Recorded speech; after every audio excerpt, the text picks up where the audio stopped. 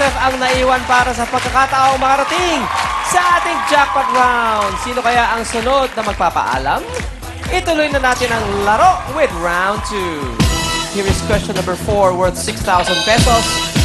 Ang tatlong posibleng tamang sagot sa tanong na ito ay, sinasabi ko na nga ba, noong panahon ko, ang tigas ng ulo mo. At ang tanong,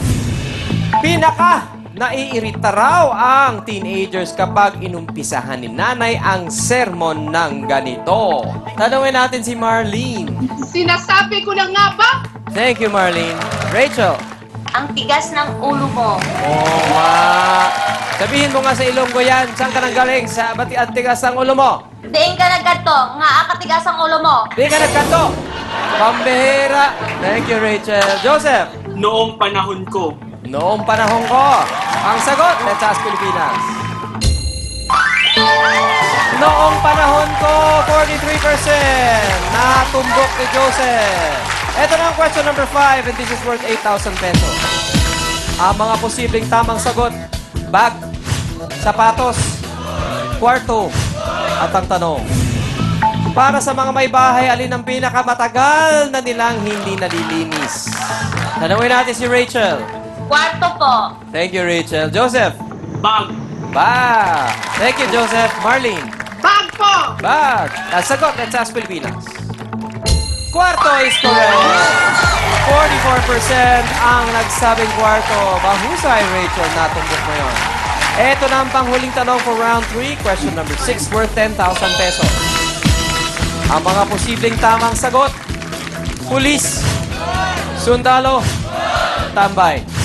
At ang tanong, magbiro ka na raw sa lahat, huwag lang sa kanya, ayon sa mga mister. Ginoong Joseph? Sagot ko kuya ay tambay. Thank you, Joseph. Marlene? Tambay! Tambay. Rachel? Tambay din. Bakit tambay? Kasi po kuya, may nakasuntukan na po ako dun sa amin sa Bacolod na tambay. Sinong nanalo? Siyempre, ako babae ako eh. Sabi ko na nga ba eh, kunwari ka lang malambing. Ang sagot, let's ask Pilipinas. Tambay, 52%! At dahil po dyan ang pasok sa next round ay si Rachel at si Joseph! Marlene, I'm so sorry. Bagamat naman mo yung huling tanong, hindi ka umabot, my darling. Salamat sa mga kiss mo, Marlene. Yes, salamat po. Mag-iingat ka lagi at hi mo Opo. kami dyan sa mga taga-Cebu. Opo! Pampabo! After round 3, sa kina Rachel at Joseph ang magwawagi at makikita natin sa jackpot round. Malalaman na natin kung sino yon sa ilang sandali. It's time to begin round 3. Here is question number 7 worth 12,000 pesos. Ang mga posibleng tamang sagot, gunting, taste, watercolor, crayon, at ang tanong, ayon sa mga nanay, ano ang pinakamadalas gamitin ng kanilang grade schooler na anak? Ano sigaw ng mga tambay? Rachel, ano sagot mo? Crayons po. Bakit crayon? Kasi palaging putol. Thank you, Rachel. Joseph? Crayon kasi mas maganda sa paningin ng mga bata ang makulay kaya gustong-gusto nilang gamitin ng crayons. Thank you, Joseph. Ang sagot, let's ask Pilipinas. Crayon is 39%. Hindi masyado nagkakalayo ang mga score ni Rachel at Joseph. And finally, question number 8. And this is worth 15,000 pesos. Ang mga posibleng tamang sagot, nagli-lipstick, nagpupulbos, nagsusuklay, nagtitika. At ang tanong, aminado ang mga ginang na ginagawa nila ito in public. Unahin natin si Ginoong Joseph. Kuya, ang sagot ko ay nagsusuklay. Alright, thank you, Joseph. Rachel? Sagot ko po kuya ay nagpupulbos. Nagpupulbos. Mga kapatid, magkaiba po ang sagot ni Joseph at ni Rachel. Sino kaya sa kanila ang tama? Meron kaya ang tama sa kanila? Ang sagot, let's ask Pilipinas. Nagli-lipstick, 46%. Pareho kayong mali. Pero pasok si Rachel sa jackpot round. Nag-lead ka by 2,000. I'm so sorry. Hey, okay lang. Joseph, mag-iingat ka. Kayo rin po, Yogi. Thank you.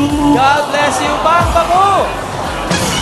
Congratulations, Rachel! Eto na, balikan na natin ng ating mga kapatid para sa resulta ng ating Let's Ask Barangay kasama ang ating Barangay Barkada!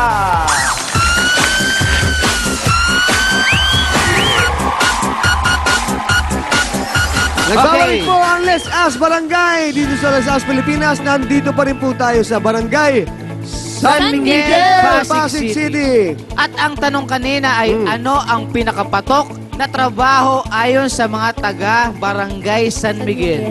Ang gusto ng taga-Barangay San Miguel ay letter C! Sari-sari Ibig sabihin yan, Tatlo ang ating manalo silang tatlo at maghahati-hati sila sa 10,000 pesos. Bilangan na, bilangan. po tayo at sila. Hawakan po mabuti yung pera. 1, 2, 3,000. 3,000! 3,000! At yung 1,000 At sa yung akin yan. 1,000 kay Empoy, paghahatian namin. Sa kanila, syempre. Pero lahat po kayo, meron po Meron kayo yan. regalo from Token Tech. 300 sila. Akalain mo yun? Sumagot lang, nanalo na agad. Maraming salamat sa Talk and Text Chat Text, ang mas panalo na GM dahil bawat text at reply, kita ng buong tropa. Kahit anong phone. At saka hindi na kailangan ng internet. Okay, yan po ang Let's Ask Barangay dito sa San Miguel, Pasig City. Let's Ask